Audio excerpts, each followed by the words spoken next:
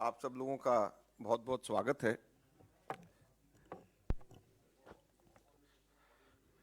आज एक बहुत महत्वपूर्ण विषय के ऊपर आप सब लोगों को बुलाया गया है। कुछ आप लोगों को और आपके माध्यम से दिल्ली की और देश की जनता को कुछ याद हम लोग दिलाना चाहते हैं। अरविंद केजरीवाल जी और आम आदमी पार्टी, आप दोनों का गठन जो हुआ था वो भ्रष्टाचार को दूर करने के लिए और लोकपाल को स्थापित करने के लिए हुआ था। तो आज कांग्रेस पार्टी केजरीवाल जी से पूछना चाहती है, mister Kejriwal, where is Lokpal? और आज केजरीवाल जी के ऊपर, उनके मंत्रियों के ऊपर भ्रष्टाचार के ना केवल ईडी चार्जेस लगा रहा है बल्कि सबूत भी दे रहा है। तो ऐसे समय के ऊपर दिल्ली की जनता यह पूछना चाहती है कि इसकी इंक्वायरी करने के लिए हम किसका दरवाजा खटखटाएं? और mister Kejriwal, where is Lokpal? तो इसलिए आगे कुछ बोलने से पहले हम लोग दो यहां पर ये रिलीज करना चाहते हैं, जिसको सोशल मीडिया में भी हम लोग डाल रहे हैं। और जब तक आज हम लोगों की प्रेस कॉन्फ्रेंस चलेगी, ये जिप फाइल ये चलती रहेगी। ये दो चीजें हैं, और एक तो वेयर इज लोकपाल और दूसरा see no Lokpal, hear no Lokpal, talk no Lokpal.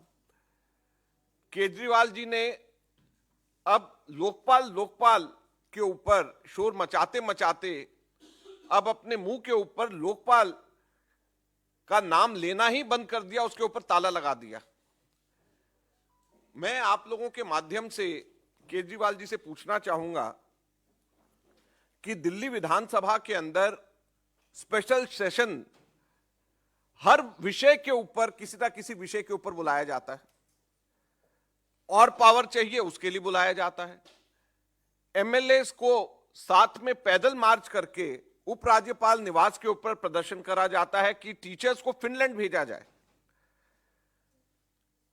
LG house में वेटिंग रूम के अंदर एयर कंडीशन कमरे के ऊपर अंदर धरना दिया जाता है, एक एक दो दो दिन, तीन तीन दिन लगातार, की पावर्स और दी जाए। लेकिन 2014 के बाद से अब तक के पिछले 9 वर्षों के अंदर क्या केजरीवाल जी ने एक बार भी कोई प्रदर्शन लोकपाल के लिए किया?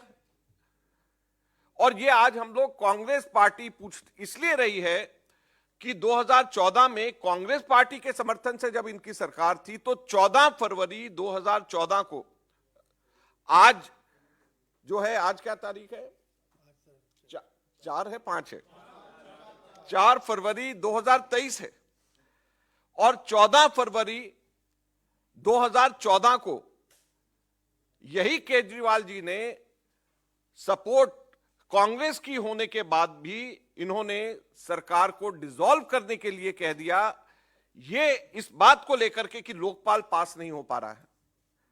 और इन्होंने कहा कि हम लोग पूरी मेजॉरिटी के अंदर, हम जनता के बीच में दोबारा जाएंगे और पूरी मेजॉरिटी के अंदर आएंगे, और पूरी मेजॉरिटी के अंदर हम आएंगे और हम लोकपाल लेकर के आएंगे। इस वायदे के साथ में दोबारा जनता के बीच में गए।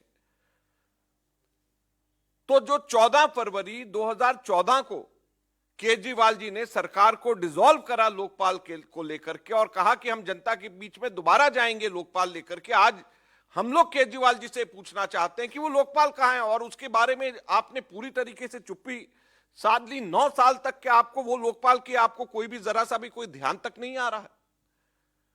और सिर्फ यही नहीं, हैरानी की बात है, मैं आप लोगों के सामने आज रखना चाहता हूं कि दिल्ली के अंदर कांग्रेस पार्टी ने, शीला दीक्षित जी की सरकार ने लोक आयुक्त का एक्ट पास करके लोक आयुक्त की स्थापना करी थी। केजरीवाल जी का यह कहना था कि लोकपाल और स्ट्रांग है, हम भी मानते लोकपाल और स्ट्रांग है, होना चाहिए। लेकिन जो कमजोर लोक आयुक्त है उसकी तरफ भी इनका कोई तवज्जो नहीं है। 2020 के अंदर लोकपाल, जब लोक आयुक्त जब रिटायर हुआ, उसके बाद 2022 तक के 2 साल इन्होंने लोकायुक्त को अपॉइंट ही नहीं किया। कोर्ट ने, हाई कोर्ट को ऑर्डर्स करने पड़े, जब जाकर के नया लोकायुक्त अपॉइंट हुआ। 2017-18 के अंदर आखिरी एनुअल रिपोर्ट लोकायुक्त की विधानसभा के पटल पे ले हुई। 2017-18 से लेकर के अब तक के लोकायुक्त जो है उसकी रिपोर्ट, पिछले 6 सालों से की रिपोर्ट अभी तक के विधानसभा के ऊपर, एनुअल रिपोर्ट जो कि आनी चाहिए वो अभी तक के विधानसभा के पटल पे रखी नहीं गई एलजी के अप्रूवल के बावजूद। डायरेक्टर ऑफ इन्वेस्टिगेशन लोकायुक्त के पास में होता है, डायरेक्टर इन्वेस्टिगेशन की पोस्ट खाली पड़ी हुई है। एलजी के अप्रूवल के बावजूद डायरेक्टर इन्वेस्टिगेशन लोकायुक्त के पास में ही नहीं है अभी भी। कमजोर लोकायुक्त, उसके पास में कमजोर लोकायुक्त के पास में पावर्स नहीं, लेकिन फिर भी डायरेक्टर इन्वेस्टिगेशन तक के उसकी अपॉइंटमेंट अभी तक के केजरीवाल ने नहीं करी एलजी के अप्रूवल के बावजूद। तो आज हम आपसे पूछते हैं केजरीवाल साहब, सबसे पहले कि लोकपाल कहां है? लोकपाल को तो छोड़िए, लोकायुक्त के भी आपने हाथ पांव काट दिए। उसकी भी एनुअल रिपोर्ट आप 2017 के बाद में आप सदन पटल पे नहीं रखे। इसलिए नहीं रख रहे कि लोकायुक्त ने अपनी रिपोर्ट में बार बार ये कहा है कि उसको काम नहीं करने दिया जा रहा। इसलिए सदन पटल पे नहीं रख रहे कि लोकायुक्त ने अपनी रिपोर्ट में बार बार ये कहा है कि उसको पूरी की पूरी उसके जो पर्सनल की जरूरत है, उसको जो अपने पीएन्स की जरूरत है, अपने कर्मचारियों की जरूरत है, डायरेक्टर इन्वेस्टिगेशन की जरूरत है, वो उसको नहीं दिया जा रहा। इसलिए वो रिपोर्ट सदन के पटल पे पब्लिक के सामने ही नहीं रखा जा रहा। ये आरटीआई के एक्टिविस्ट, वो व्यक्ति जो भ्रष्टाचार को दूर करने के नाम पे, वो व्यक्ति जो कि लोकपाल को लेकर के आने के नाम के ऊपर सत्ता में आए, वो व्यक्ति लोकपाल को लाना तो दूर, लोकपाल की बात करना तो दूर, लोकायुक्त जो पुराना इंस्टीट्यूशन है उसको भी खत्म कर रहे हैं। आज हम ये बात आप लोगों के माध्यम से दिल्ली की जनता के सामने रखना चाहते हैं। अब ये शराब का घोटाला क्या है, शराब का लिकर स्कैम क्या है? लिकर स्कैम सीधे सीधे अब ये एस्टैब्लिश हो गया है कि कम से कम 100 करोड़ की रिश्वत ली गई है, कम से कम 100 करोड़ की रिश्वत। और उसके अंदर फेस टाइम के ऊपर केजरीवाल से बिजनेसमैन से बात कराई गई, और बिजनेसमैन से बात कराने के बाद होलसेल डीलर्स को, जो प्राइवेट होलसेल डीलर्स हैं, उनको 12% कमीशन, 5% से बढ़ा करके 12% कमीशन ये करी गई। और उसके अंदर शर्त ये रखी गई कि 6% किकबैक आम आदमी पार्टी और केजरीवाल को दिया जाएगा। और मनी ट्रेल भी एस्टैब्लिश हो गया है कि वो पैसा 100 करोड़ रुपए गोवा के इलेक्शंस के अंदर आप पार्टी ने इस्तेमाल किया और कांग्रेस के खिलाफ में किया, क्योंकि जो वोट वहां पर उनको मिले वो कांग्रेस के खिलाफ में मिले। तो केजरीवाल ने कांग्रेस को हराने के लिए, कांग्रेस को नुकसान पहुंचाने के लिए केजरीवाल ने 100 करोड़ का स्कैम किया है। और इनको कोई नैतिक अधिकार, केजरीवाल और इनके मंत्रियों को, जो जिनका नाम इसमें है, चाहे वो मनीष सिसोदिया, चाहे सत्येंद्र जैन को, इनको कोई नैतिक अधिकार नहीं है कि अपनी कुर्सी पे एक सेकंड भी और रह जाएं। 6%, 12% में से किकबैक दिया गया। यह एस्टैब्लिश हो गया कि एडवर्टीजमेंट्स जो दिए गए वहां पे गोवा में, वो एडवर्टीजमेंट्स के पैसे इसी किकबैक से दिया गया है। ये ईडी के चार्जशीट में मेंशन है। ये एस्टैब्लिश हो गया है कि 70 लाख रुपए इनके वॉलंटियर्स को इसी पैसे में से दिए गए, जो जिन लोगों ने आगे सर्वे किया गया, वो मनी ट्रेल एस्टैब्लिश हो गई है। जब इसके अंदर प्रूफ आ गया है, जब मनी ट्रेल एस्टैब्लिश हो गई और पीएमएलए के कोर्ट ने थर्सडे को संज्ञान लेकर के चार्जशीट को फाइल करने के लिए ईडी को कह दिया है, तो उसके बाद में क्या नैतिक अधिकार केजरीवाल को है कि वो एक सेकंड भी अपनी पोस्ट पे रह जाएं? तो आज कांग्रेस पार्टी इनसे पूछना चाहती है। इसी प्रकार से जैन हवाला डायरी कांड के दौरान माधवराव सिंधिया जी का केवल नाम आया था, कोई चार्जशीट भी उस वक्त नहीं हुई थी, उन्होंने इस्तीफा दे दिया था। कांग्रेस के यूपीए के रेजीम के दौरान ऐसे में दसियों एग्जाम्पल दे सकता हूं। हमारी अपनी सरकार होने के बावजूद पवन कुमार बंसल जी के एक भांजे का नाम केवल आ गया था, कोई चार्जशीट नहीं हुई थी, उन्होंने नैतिकता के आधार के ऊपर इस्तीफा दे दिया था। और यह भ्रष्टाचार को दूर करने के नाम पे बनी हुई पार्टी, भ्रष्टाचार को हटाने के नाम पे बनी हुई पार्टी, लोकपाल के नाम पे बनी हुई पार्टी, उनके अंदर अगर इतना नैतिक अधिकार नहीं है कि पूरे के पूरे प्रूफ एस्टैब्लिश हो जाने के बाद, मनी ट्रेल एस्टैब्लिश होने के बाद, लोकायुक्त ना लेकर के आने के बाद में जो अभी लोकायुक्त है उसको कमजोर करे, और लोकपाल नहीं लेकर के आने के बाद भी वो अगर अपनी पोस्ट के ऊपर अपने पद पे बने हुए हैं तो इससे ज्यादा हैरान करने वाली बात नहीं हो सकती है। एक चीज और मैं इसमें जरूर ऐड करना चाहता हूं, क्योंकि ये इस वक्त समझने के लिए बहुत जरूरी है। लिकर पॉलिसी चेंज करी गई केजरीवाल सरकार द्वारा। इससे पहले दिल्ली के अंदर सारी की सारी लिकर, जिसके अंदर डिस्ट्रीब्यूशन और रिटेल और स्टोर, ये सारा का सारा दिल्ली सरकार के अधीन होता था। एक कमेटी बनाई गई और कमेटी को 2020 के अंदर जब कमेटी बनाई गई 4 सितंबर को, उसको कहा गया कि आप अपने सिफारिशें दीजिए कि कैसे ये लिकर पॉलिसी दिल्ली में होनी चाहिए। उस कमेटी ने 13 अक्टूबर को अपनी रिपोर्ट दिया और 13 अक्टूबर को उस कमेटी ने 2 मुख्य सिफारिशें करी और वो दोनों मुख्य सिफारिशों को ठीक उल्टा केजरीवाल ने किया। लिकर स्कैम उसी का नाम है। एक सिफारिश उन्होंने करी कि जो होलसेल लिकर का ट्रेड है दिल्ली में, वो सीधे के सीधे सरकार के पास होना चाहिए। उन्होंने एग्जाम्पल दिया कर्नाटका का। उन्होंने कहा कि अगर होलसेल और रिटेल दोनों प्राइवेट के हाथ में होगा तो इसमें चोरी होगी, लीकेज होगी, और इसलिए होलसेल सरकार को पूरा अपने हाथ में रखना चाहिए। सरकार ने उसका ठीक उलट किया और यही स्कैम में आ रहा है। होलसेल प्राइवेट के हाथ में दे दिया और 5% से बढ़ा करके 12% उसके अंदर इन्होंने कमीशन उसके अंदर रख दिया, जिसके अंदर से 12 में से 6% इन्होंने किकबैक इसमें लिया। तो सबसे पहले इन्होंने अपनी ही द्वारा अपॉइंट करी हुई कमेटी, वो कोई कमेटी एलजी ने नहीं अपॉइंट करी या कोई केंद्र सरकार ने नहीं अपॉइंट करी, वो केजरीवाल की ही सरकार ने अपने चुने हुए अधिकारियों की कमेटी बनाई और उस कमेटी का ही फैसला उन्होंने नहीं माना, जिस कमेटी ने कहा कि होलसेल जो ट्रेड है लिकर का, शराब का जो होलसेल ट्रेड है, वो प्राइवेट के हाथ में नहीं, वो सरकार को अपने हाथ में लेना चाहिए। दूसरी सिफारिश मुख्यतः उन्होंने कहा कि रिटेल के अंदर भी जब आप रिटेल में दुकानें ठेके देंगे तो किसी भी व्यक्ति को 2 से ज्यादा ठेका नहीं देना चाहिए ताकि मोनोपोली ना हो। इन्होंने उसको भी ठीक उलट कर दिया। इन्होंने 2 के हिसाब से नहीं बल्कि दिल्ली को जोन्स में बांट दिया और एक एक जोन में 25-25 ठेके दे दिया और एक एक जोन एक एक व्यक्ति को दे दिया। लिहाजा हुआ ये कि मैन्युफैक्चरर्स ने नाम बदल करके होलसेल में आ गए, वही ओनर्स हैं लेकिन नाम बदल करके होलसेलर में आ गए, और नाम बदल करके वही होलसेलर रिटेल में आ गए और मोनोपोली कर लिया और लीकेजेस कर लिया। और उसका नतीजा यह हुआ कि जो पहला क्वार्टर था उसके अंदर अकेले पहले क्वार्टर में 1870 करोड़ का नुकसान राजस्व का दिल्ली सरकार को हुआ, बावजूद इसके कि विस्की की सेल 59.6% बढ़ गई और वाइन की सेल 87.25% बढ़ गई। आपको याद होगा उन दिनों जब नया नया यहां पे दिल्ली में प्राइवेट शुरू हुए थे तो इन्होंने सेल लगा दिया, किसी ने 1+1 फ्री कर दिया, और जब सेल लगाया 1+1 फ्री कर दिया तो दिल्ली में 59.6% विस्की की सेल बढ़ गई, 87.25 वाइन की सेल परसेंट बढ़ गई। लेकिन राजस्व टोटल जो है, जो रेवेन्यू टोटल है, वो 1870 करोड़ रुपया कम हो गया, क्योंकि उसके अंदर जो किकबैक जो दिया जाना था, जो उसमें लीकेजेस हो रही थी, वो सारी की सारी चीजें इसमें नजर आई। आप सोचिए 1870 करोड़ का केवल एक क्वार्टर के अंदर, एक 4 माही के अंदर, केवल एक क्वार्टर के अंदर, एक 3 माही के अंदर केवल 1870 करोड़ का नुकसान दिल्ली के राजस्व को हुआ। ये मैग्नीट्यूड है करप्शन का।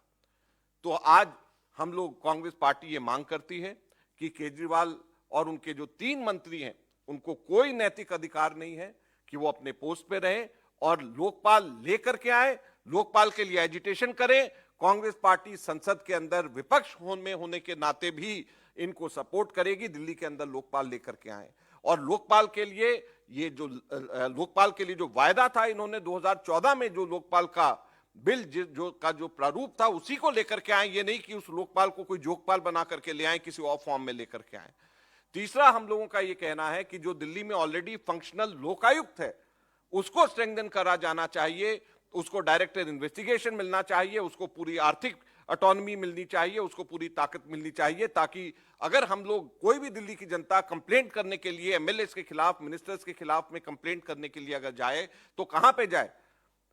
एक तो लोकपाल नहीं बनाया, दूसरा जो पुराना लोकायुक्त है उसको भी पंगु कर दिया, उसको पर्सनल नहीं दे रहे, उसको ऑफिसर्स नहीं दे रहे, उसको पीएन नहीं दे रहे, उसको डायरेक्टर इन्वेस्टिगेशन नहीं दे रहे।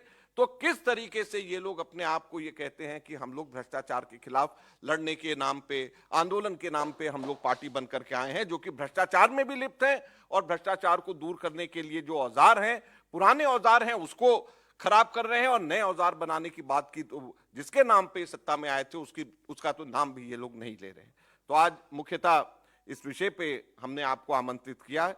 मैं उम्मीद करता हूं कि केजरीवाल का असली चेहरा आप लोगों के माध्यम से आप जनता को बताएंगे, दिखाएंगे कि किस प्रकार से भ्रष्टाचार को हटाने के नाम पे बनी हुई पार्टी खुद भ्रष्टाचार में लिप्त है, किस प्रकार से लोकपाल को लेकर के आने वाली के वायदे को लेकर के आने वाली पार्टी लोकपाल को लाना ही भूल गई। कांग्रेस के समर्थन में बनी हुई सरकार 14 फरवरी 2014 को इसी नाम पे केवल कि हम लोकपाल नहीं लेकर के आ रहे, हम हट रहे हैं यहां से, अब वो किस मुंह से आप लोगों के या जनता के सामने जाएंगे ये तो वही जाने। लेकिन हमारा फर्ज है एक विपक्षी पार्टी होने के नाते हम आपके माध्यम से जनता को सचेत करते हैं। धन्यवाद।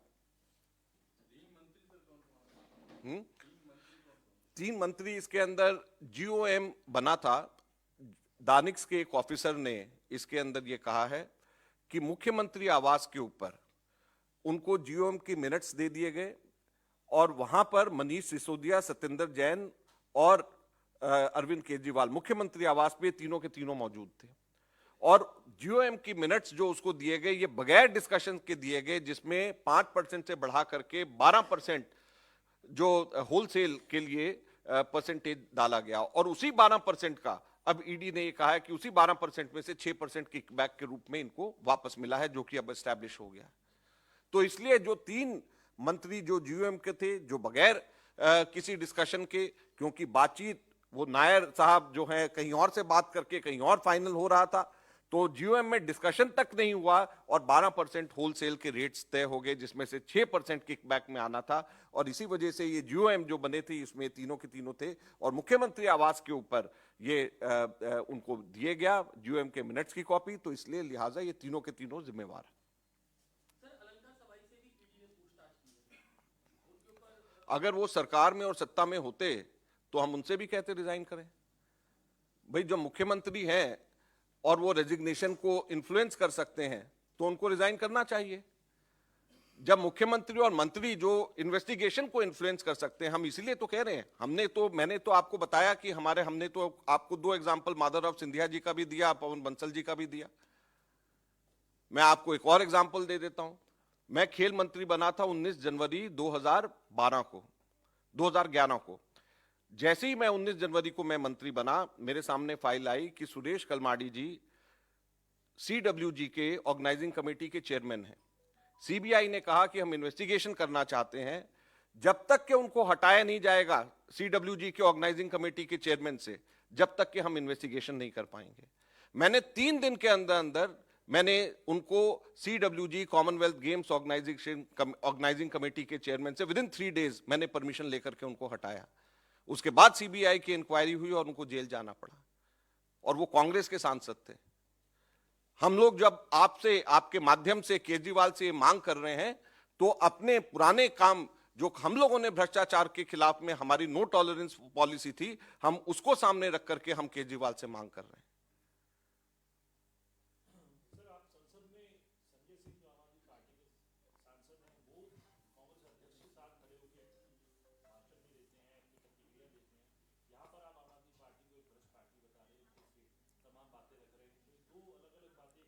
मेरे ख्याल से बेहतर रहेगा कि आप संजय सिंह से पूछें। जो कांग्रेस पार्टी का स्टैंड है दिल्ली के मुतालिक, वो तो मैंने आपको आपके सामने रखा ही है। ये तो आप संजय सिंह से पूछें। जहां तक कि कांग्रेस पार्टी की बात है, मैं जब यहां पर कांग्रेस पार्टी के प्लेटफॉर्म पे केजरीवाल के और उसके मंत्रियों के इस्तीफे की मांग कर रहा हूं, तो ये तो कांग्रेस पार्टी मांग कर रही है ना।